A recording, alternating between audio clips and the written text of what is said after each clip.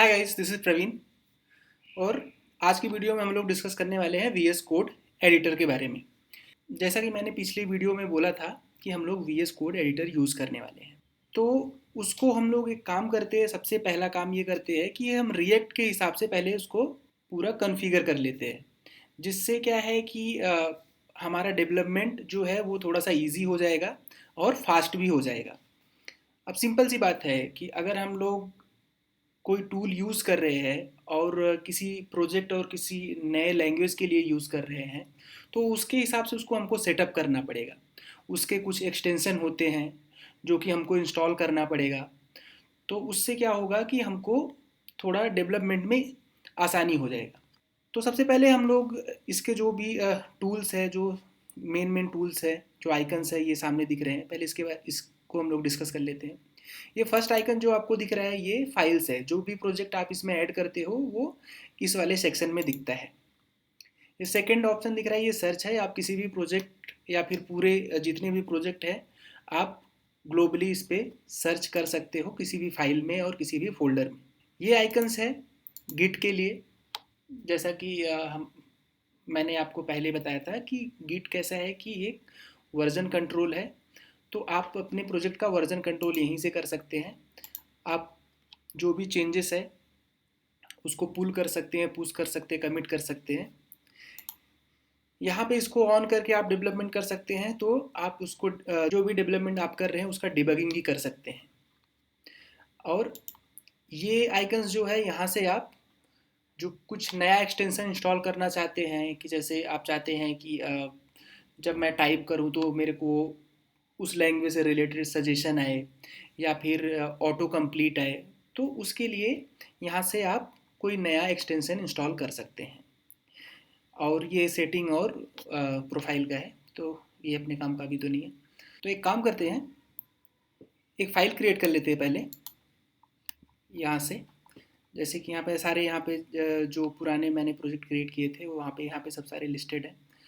तो मैं इसको बंद कर देता हूँ और यहाँ से कंट्रोल एन या फिर कमांड एन करके एक नया फाइल क्रिएट करते हैं और इसको सेव कर देते हैं। कहाँ पे?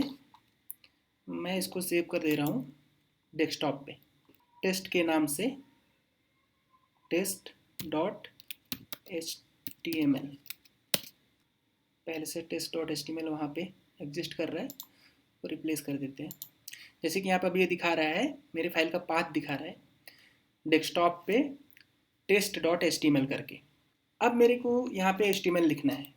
तो पहले हम लोग कैसे करते थे कि यहाँ पे हर टैग लिखते थे एच टी एम एल, फिर उसको क्लोज करते थे।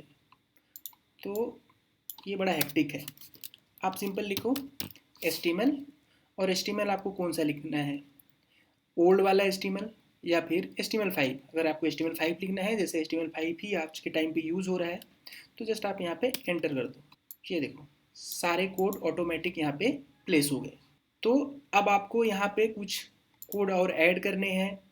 तो आप सिंपल, जैसे अब यहाँ पे आपको एक H1 टैग लिखना है। तो आपको यहाँ पे, जैसे मैंने ये अभी ब्रैकेट यूज़ करा नहीं, आपको सीधा ऐसा लिखना है H1 या फिर H2। एंटर करेंगे, क्लोज हो गया, ऑटोमेटिक क्लोज हो गया। और आप यहाँ पे जो भी लिखना है, हेलो प्रवीण, यहाँ पे आपने ऐसा लिख दिया। फिर आपको या फिर कोई और टैग लिखना है, लाइक डिप टैग लिखना है, तो आप बस यहाँ पे डिप प्रेस करो, टैग ओपनिंग क्लोजिंग ऑटोमेटिक हो जाता है। आपको यहाँ पे लाइक फुटर टैग लेना है, तो footer tag, sorry, footer tag direct लेना है, ऐसा फुटर टैग। तो फुटर टैग का ओपनिंग क्लोजिंग ऑटोमेटिक हो गया। तो ये फ़ायदा है। और दूसरी चीज़ मैं आपको दिखाता हूँ कि इसमें शॉर्ट हैंड जो है वो काफ़ी कमाल के हैं। मैं एक काम करता हूँ, इसको रिपीट कर लेता हूँ, या फिर रिपीट करने के लिए मैं इसके नीचे इसको पेस्ट करता हूँ, शिफ्ट अल्ट और down arrow, shift alt down arrow.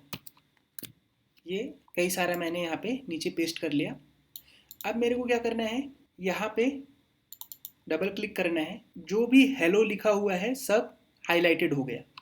सारे हाईलाइटेड हो गए। अब मेरे को सारे चेंज करने, तो या फिर मैं एक एक करके चेंज करूं, या फिर कंट्रोल या फिर कमांड डी करके सारे सेलेक्ट कर लिया मैंने।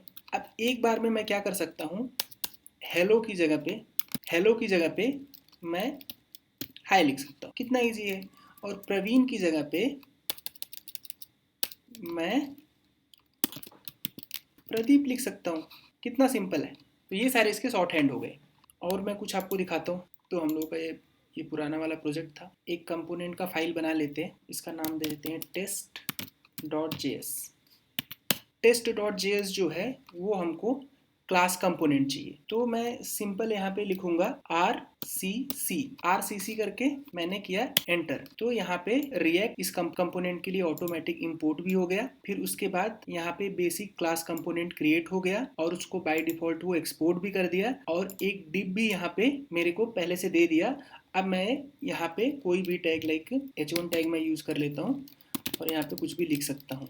इस तरीके से तो हम क्लास कंपोनेंट क्रिएट कर सकते हैं। यहाँ पे देखो ऑटोमेटिक टेस्ट करके, अब जब कोई क्लास कंपोनेंट हम लोग क्रिएट करते हैं तो जो फाइल का नेम होता है वही क्लास का भी नेम होता है, वो कैमल केस में यहाँ पे, तो वो ऑटोमेटिक यहाँ पे आ गया। यहाँ तक कि मेरे को नाम भी लिखने की जरूरत नहीं पड़ी। अब उसी तरीके से अगर मेरे को फंक्शन बेस्ड कंपोनेंट चाहिए तो फंक्शन बेस्ड कंपोनेंट के लिए मेरे को शॉर्ट हैंड लिखना है RFC और एंटर किया तो यहाँ पे फंक्शन बेस्ड कंपोनेंट क्रिएट हो गया। अब इसको अगर आपको मॉडर्न जावास्क्रिप्ट का फंक्शन बनाना है तो यहाँ पे फंक्शन आप यहाँ से हटा दो और यहाँ पे सिंपल को इक्वल टू और ये ब्रैकेट के बाद आप एरो फंक्शन यूज कर लो। तो ये मॉडर्न जावास्क्रिप्ट का फंक्शन आपका क्रिएट हो गया और यहाँ पे आपको जो भी रिटर्न करना है आपको रिटर्न कर सकते। तो कितना ज्यादा सिंपल है ये। तो इस तरीके से आप रिएक्ट पे डेवलपमेंट को स्पीड दे सकते हैं। अब बात कर लेते हैं कि कौन कौन से एक्सटेंशन लगेगा। ये रहा जो यहाँ पे मैं बताया, ये वाले आइकन को आपको क्लिक करना है। तो सबसे पहले आपको यहाँ पे टाइप करना है रिएक्ट। आप रिएक्ट टाइप करोगे, EX7